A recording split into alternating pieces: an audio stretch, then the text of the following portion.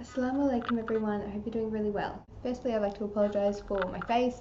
I am wearing like no makeup right now and this is the most thrown on hijab I've ever done. So I went on some of these Facebook groups I'm in and I just asked people to basically ask me questions about things that they're curious about Islam. So I'm going to answer those. I hope this isn't going to be too long. I've tried to back up my answers with Quran verses and things like that just so people don't think I'm making stuff up. These are just my opinions and these are just a few things, my perspectives on a few different things that people seem to have misconceptions about. Some of these I wrote down answers to because I had to go a bit more in depth and some of them I didn't. Some of my answers are going to be really choppy and some of them are going to be more compact and well thought out. I'm sorry, I just don't really have the time to go through all of them. So I'm just going to get started. I have things down on my phone. Hopefully I can get through this. First question is, why do only women cover their hair? What about men? And what are the different rules for men and women? Firstly, the hair that we cover is just a small part of what we're required to cover. Basically, women are required to cover everything but their face, hands and their feet. There are also dress requirements for men. These include not wearing tight-fitting clothes. This is also a requirement for women. They must cover their private parts. And there is the whole thing of covering from navel to knee, which I still don't really understand because your navel is your belly button, your tummy, to your knees. So what does that mean?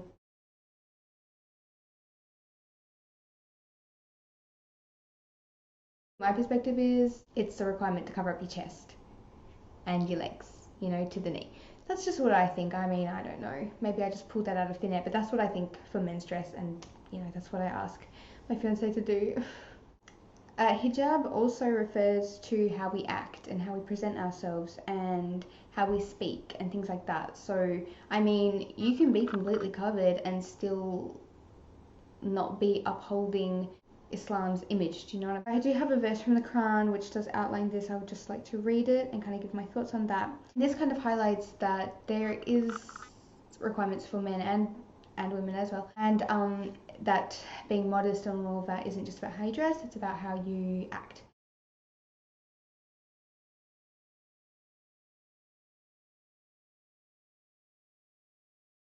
And there are different rules for men and women, not just in hijab and dress requirements, but across the board, because I'm not going to go too in-depth into this because this video is going to be really long and there's a few other things I'd like to touch on more, but basically the simple answer is that men and women are different physically and emotionally and mentally and in all areas. We are different.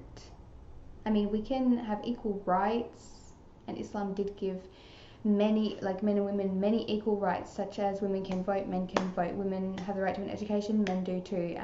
We can choose who we want to get married to, so can men.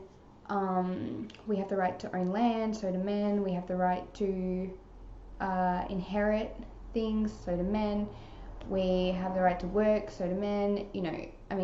The list is endless, but at the end of the day, we do have different strengths and we do have different weaknesses and that kind of thing. So that's why there are different rules for men and women. In my opinion, you can research that further. The question, which was also kind of about hijab, was, do you have to cover your hair because a man has told you, or is it purely your choice? I believe that the hijab and dressing modestly and all that is compulsory. We can see it in the Quran. It is mentioned, I believe that it is a requirement. However, I believe that women should be able to have the choice, make the choice for when they want to wear it. So I don't think it should be pushed on anyone and they shouldn't be forced to wear it when they're not ready to wear it, because it is a big commitment. Sometimes I hate this thing, I want to rip it off, but ultimately, I do love wearing it. I'm not wearing it for some man or because a man told me. I'm wearing it because it's in the Quran. I want to honor that. I want to honor my religion and Allah. Wearing my hijab helps me feel closer to Allah. It helps me feel more connected to Islam, and it just helps me feel more confident and content within myself. When I put it on, I feel complete, and I know that for many women, they feel the exact same. Question is, when living in a country such as Australia, that's where I'm from, are Muslim women still discouraged from studying by the Muslim men, or are they encouraged to get and further their education? I'm sure there are many women who are not encouraged to get an education or to further their education. However, from an Islamic standpoint, every woman, every man, every child is entitled to an education. And in my experience with a lot of Muslim girls I've met who were born Muslim, who have some families, I can't speak for myself because I did not, but to the girls I know who did, the stress that their families put on education is like more than what a lot of non-Muslim families I know do. I mean, they are like adamant that their daughter has to go to school and finish school and go to uni, and I'm sure there are other sides to that and whatever, but that's what I've seen. And like I said, education is one of the most valued assets in Islam, and everyone is encouraged to get an education. Everyone has the right to it. What are your views on gender equality and same-sex marriage? Men and women should have equal rights. Islam did give men and women equal rights when most of the world was still treating women like possessions. I also like to make a mention of something with Sharia law, because a lot of these questions are about Sharia law, which, I mean, anyway. One of the basic principles of the Sharia states that when a commandment is revealed in the Quran, even if the masculine form of the word is used, the female gender is also included in this commandment. I just thought that was interesting. I just thought I would put it out there because that might help others understand a little bit more. I mean, that's even common here. Like, you know, when you read like the rules to a game and it says like, it keeps referring to the players as he, but you know anyone can play it. It's kind of the same thing. And what are my views on same-sex marriage? I don't want to get the hate. I don't support it. That's all I'm gonna say there. I think Sharia law should be used here, as in here in Australia. Do I support it, and what is it, and do I practice it? Obviously I practice it every day. Every time I pray, every time I fast, every time I cover up, every time, I mean, you know, like Sharia is such a blanket term, and so many different countries and regions and things like that have their own interpretation. I mean, I support many aspects of Sharia. I have to. I'm a Muslim, and Sharia law encompasses so many of the things that I do every day. I don't think that the extremist version or radical versions of Sharia have any place in this country, or really any place in the world. And Sharia law is just all the laws and things that Muslims are required to follow. Sharia deals with so much. It lays out all the rules for halal slaughter. It lays out all the rules for marriage, divorce, reasons for divorce, who you can marry, what you can eat, what you can't eat, what you can, you know, things like that. I mean, it's so vast and wide. Of course, there are many things I agree. This is kind of a long question. It has been observed that there is unrest in the Middle East, war, murder, etc. I mean, that's...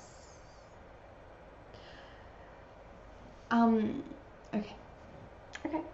I would like to try and understand why some people who move to Western countries want to continue to follow Sharia law. I see it as trying to move something that doesn't work somewhere else. And that's actually really interesting, because I know, many people, my fiance is one, who did flee from their countries which were ruled under Sharia law. And I mean, I haven't experienced any of them wanting to implement Sharia here. Islam does teach us to obey the laws of the land that we live in. We have to follow the laws that are in this country, and we have to respect them.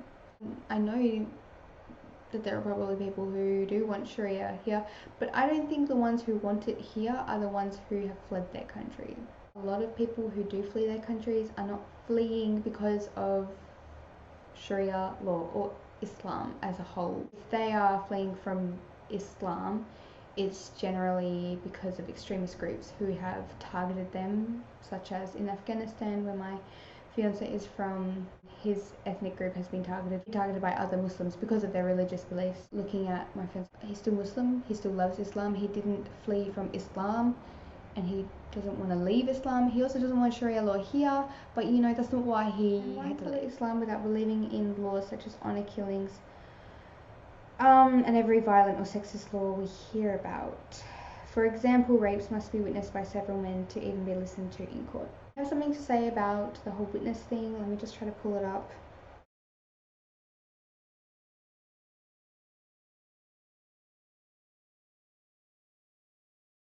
Honor killing is not a law in Islam.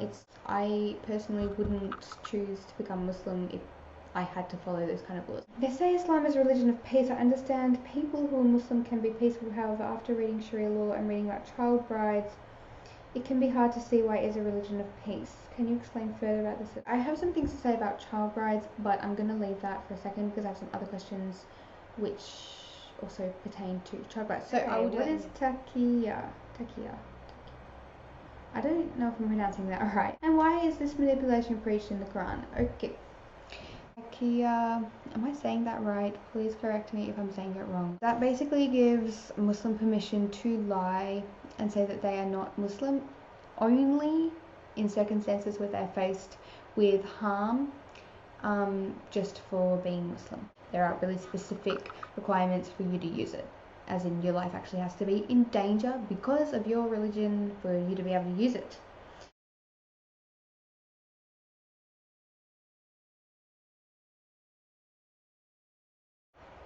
Why are men allowed to have sex slaves? Why are they allowed to marry children? Why is it okay to abuse animals with inhumane killings?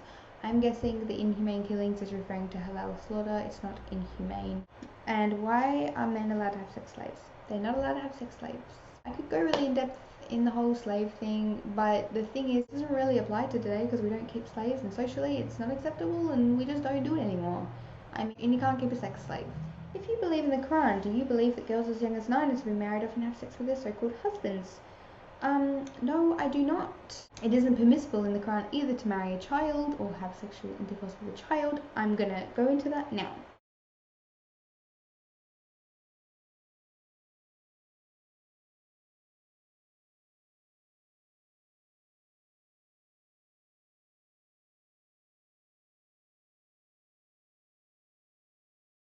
Does it bother you when non-Islamic people try to tell you what your religion is about? Yes, it bothers me because I mean, anyone can do their research, anyone can learn about anything. You know, you don't have to be Muslim to learn about Islam. Be interested in Islam or discuss Islam.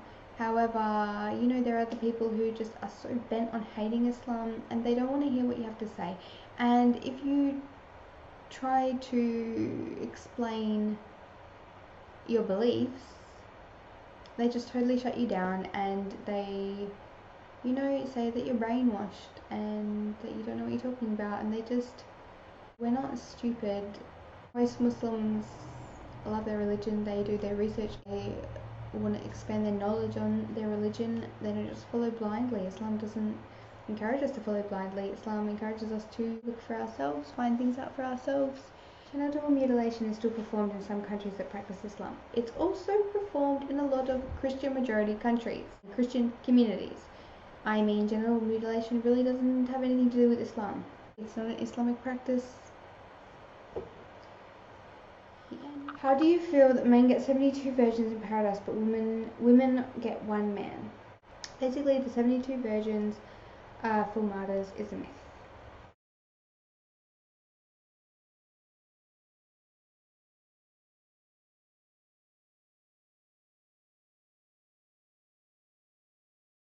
I'd be interested to know your opinion on the non-permanent marriage arrangement for men so they can have sex with a prostitute. I'd like to devote like an entire video to this subject because I do have experience with that. It's not so that you can have sex with a prostitute. That's a misconception. There are a lot of misconceptions surrounding that, so I'd like to do a whole video on that. But basically, a temporary marriage, fixed term marriage just means that perhaps your situation, your circumstances just don't allow you to make your marriage permanent, and this can be a good solution, but I believe it should only be done with the intention of making your marriage permanent later. But I'd like to make a whole video about that. I'm just a little nervous because I know I'll get some really nasty comments about that. That is basically it. I really hope that I did answer those questions. And if you have any more questions, just let me know. If you have any more ideas for videos, just let me know. Like I said, I would love to make a video on fixed term marriages. I'm just a little nervous about doing that, and I was kind of thinking I would like to veer off a little and talk about something other than Islam. I just don't know if anyone would be interested in that, but if you are, just let me know. Thank you so much for watching. Leave a comment, like, subscribe, whatever, and I'll see you in my next video. Inshallah, I'll be uploading more regularly now that I'm more settled into this house. So yeah, okay, bye.